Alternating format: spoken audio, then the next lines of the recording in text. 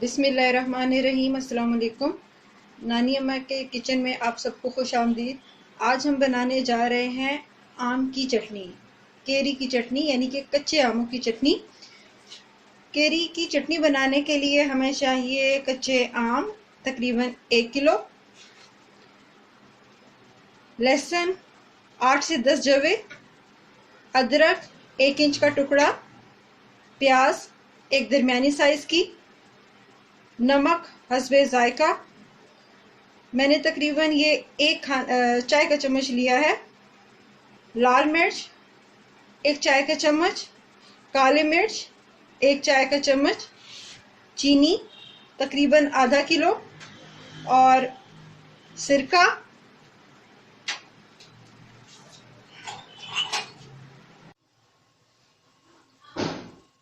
तकरीबन आधा कप सिरका। हमने ये देखें आपके सामने आधा कप सिरका है। और अब हमने आमों को छोटे छोटे टुकड़ों में काट लिया है। इस तरह से आप भी इनको छोटे छोटे टुकड़ों में काट लें। अब आप एक पतीली ले लें और इसके अंदर ये क्यूब्स डाल दें। आमों के जो क्यूब्स हैं आप इसमें डाल देंगे।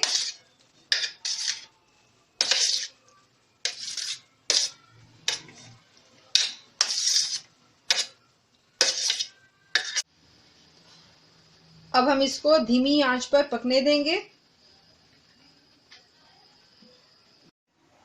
आम के गूदे को 5 से 7 मिनट के लिए पकाएं और उसके बाद इसको थोड़ा सा मैश कर लें।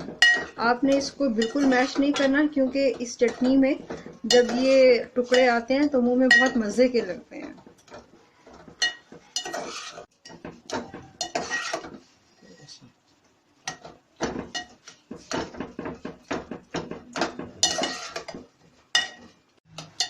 ये देखें, इसको हमने मैश कर लिया, लेकिन हमने इसको बहुत ज़्यादा मैश नहीं करना। अब इसके अंदर हम चीनी शामिल करेंगे। 1 किलो आम केरी के अंदर आधा किलो चीनी जाएगी और इसके अलावा बाकी मसाला जात वो भी जाएंगे, काली मिर्च, लाल मिर्च और नमक। इन चीज़ों को डालकर आप अच्छे से मिक्स कर लें।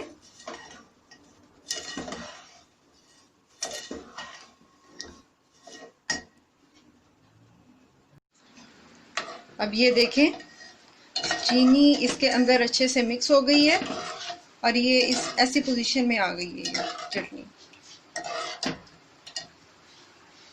अब इसके बाद हम एक फ्राइंग पैन लेंगे और उसके अंदर हम थोड़ा सा कुकिंग ऑयल डालेंगे।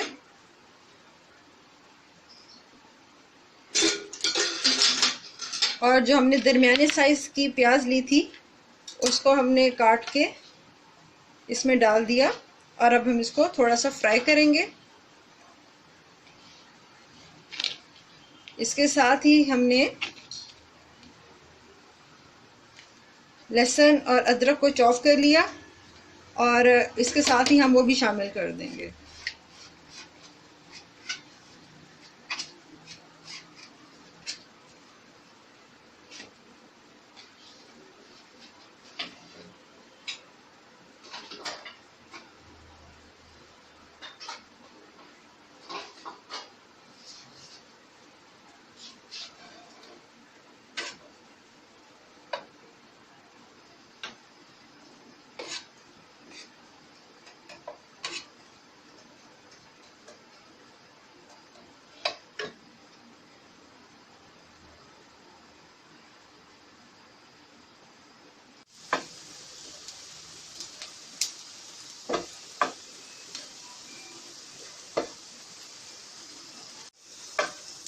आपने प्याज का कच्चापन ख़त्म करना है, इसको गोल्डन ब्राउन नहीं करना।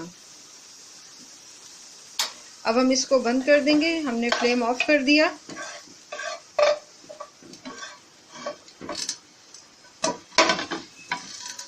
और अब हम प्याज, लहसुन और अदरक को चटनी के अंदर डाल देंगे।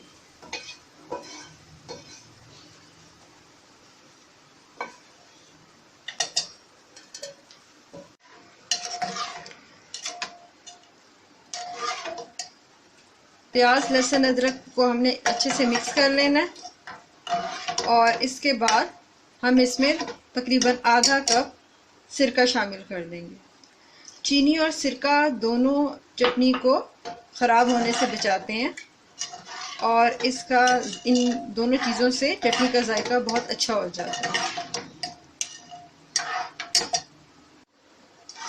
अब हम इसको थोड़ी देर तक पकाते हैं ताकि ये अमेज़ा गाढ़ा हो जाए।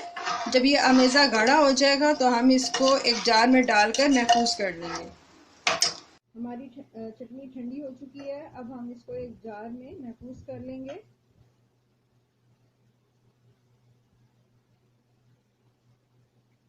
ये चटनी आप 1 से 1.5 महीने तक तकरीबन चला सकते हैं।